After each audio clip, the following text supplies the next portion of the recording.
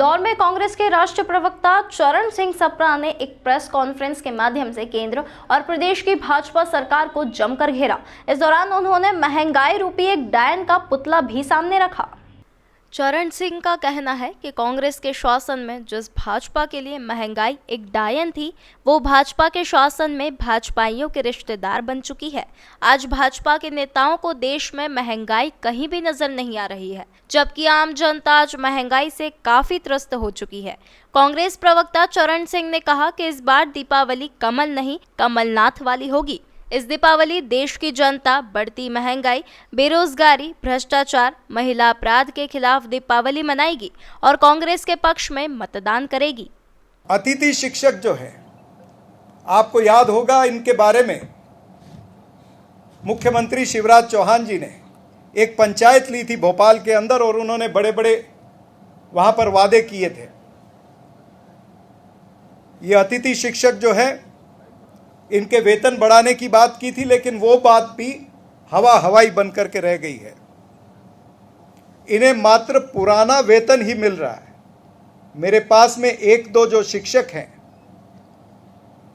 उन्होंने प्रूफ सहित भेजा है कि मुख्यमंत्री ने कहा था कि हम आपका वेतन बढ़ाएंगे, लेकिन पुराना ही वेतन अभी उनके अकाउंट में आया है। ये मात्र सरकारी कर्मचारियों तक का सीमित नहीं है। भारतीय जनता पार्टी का और एक चिट्ठा खोलने के लिए मैं यहां पर उपस्थित हूं कि सरकार ने बुजुर्गों की, महिलाओं की और दिव्यांगों की जो पेंशन है, उस पेंशन को भी इन्होंने खाया है। कहने का तात्पर्य यह है कि 6 महीने से दिव्यांगजनों की, महिलाओं की, बुजुर्गों की जो पेंशन है, वो पेंशन नहीं मिली है और उसका 2290 करोड़ रुपया कहां पर डाइवर्ट हुआ है, इसकी कोई जानकारी सरकारी यंत्रणा देने के लिए तैयार नहीं है। तो यानी शिवराज महाराज ने कर्मचारियों को ठगा, दिव्यांगजनों को ठगा, बुजुर्गों को ठगा और 17 तारीख को मध्य प्रदेश की जनता इसका निर्णय करेगी। अभी पोस्टल बैलेट शुरू हुआ है। पोस्टल बैलेट में भी ये सारी सिस्टम भी कांग्रेस पार्टी के समय आई थी और मेरे ख्याल से कांग्रेस पार्टी की सरकार ने पुलिस कर्मियों को भी 1 दिन की छुट्टी इसके लिए पहले अनाउंस करी थी। तो ये तमाम सारी अनियमितता जो है, जो इस सरकार की, वो मैं लेकर के आपके सामने आया हूं। पहले इस विषय में किसी के प्रश्न। चरण सिंह सप्रा का कहना है कि प्रियंका गांधी के दौरे से मध्य प्रदेश में कांग्रेस के पक्ष में माहौल बना है। जहां भी प्रियंका गांधी की सभाएं पिछले दिनों हुई है, उस पूरे संभाग में कांग्रेस को अच्छी सफलता मिलेगी और मध्य प्रदेश में कांग्रेस की सरकार बनेगी। कि बीजेपी के कुशासन, बेरोजगारी, महंगाई और महिला उत्पीड़न की जनता जलाएगी फुलझड़ी। शिवराज की सभी घोषणाएं फुसी बम निकली। कांग्रेस ओल्ड पेंशन स्कीम लाएगी, छटेगा अंधकार, बनेगी कमलनाथ सरकार और दिवाली इस बार कमल नहीं कमलनाथ वाली होगी। दोस्तों, पिछले 18 वर्षों से शिवराज, जिनको मैं ठगराज कहता हूं, ठगराज की सरकार ने सरकारी कर्मचारियों को खूब प्रताड़ित किया है। और ये सरकारी कर्मचारी, जिनको हम रीढ़ की हड्डी कहते हैं,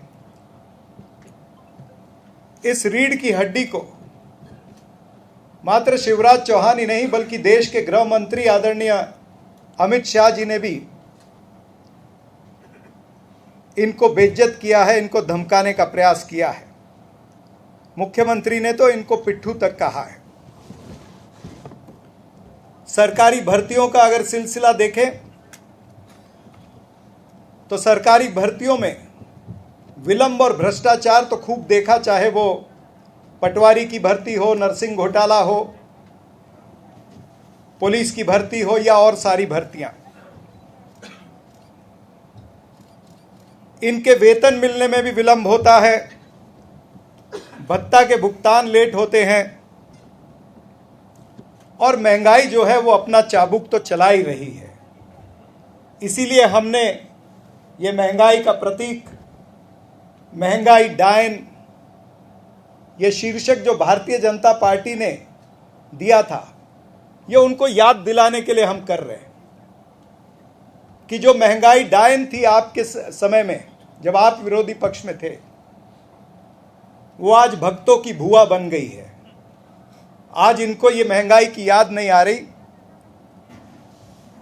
प्याज सेंचुरी तक पहुंच जाता है, कभी टमाटर सेंचुरी मार देता है। जीवन आवश्यक वस्तुएं महंगी हो गई हैं। आटा, दाल, चावल, दिवाली में लगने वाली चीनी, रवा, मैदा, यानी सभी जीवन आवश्यक वस्तुएं जो हैं, खाने का तेल हो, ये सभी चीजें जो है आसमान छू रही हैं। और भारतीय जनता पार्टी और उसके तमाम सारे नेता जो कभी महंगाई पर रोज सड़कों पर आते थे, सिलेंडर सर पर रख करके घूमते थे, वो आज छुपे छुपे घूम रहे हैं। और गली से लेकर के दिल्ली तक के नेता भारतीय जनता पार्टी के आज चुनाव प्रचार में भी सब जगह नजर आ रहे हैं, लेकिन महंगाई पर नहीं बोल रहे। 2023 से पहले इस सरकार ने वादा किया था कि शासकीय पद जो है वो हम भरेंगे, 1,12,724 पद, लेकिन ये तमाम सारी चीजें जुमला बन करके रह गई। विनियमित कर्मचारियों की संख्या 48,000 है, इन्हें नियमित नहीं किया गया। आउटसोर्स कर्मचारी जो हैं वो 28,000 हैं। टोटल अधिकारी और कर्मचारी अगर मध्य प्रदेश की सरकार के देखेंगे तो 7,56,000 और 362 हैं, और ये तमाम सारे लोग कोई ना कोई कारण से नाखुश हैं। विनियमित कर्मचारियों को 7वां वेतनमान जो है उसका लाभ प्राप्त नहीं हो रहा है। वहीं अनुकंपा की नियुक्ति भी या अन्य सुविधाएं जो हैं उससे वंचित रखा जा रहा है। जो डेली वेजेस वर्कर है उसे भी इन्होंने वादा किया था कि विनियमितीकरण हम करेंगे, लेकिन वो मात्र लॉलीपॉप बन करके रह गया है। स्थायी कर्मचारियों को भी 7वां वेतन जो है उसमें विलंब, उसमें भत्ते की सुविधा कभी कभी नहीं मिलती है। इस तरह की चीजें जो है वो बार बार सामने आ रही हैं।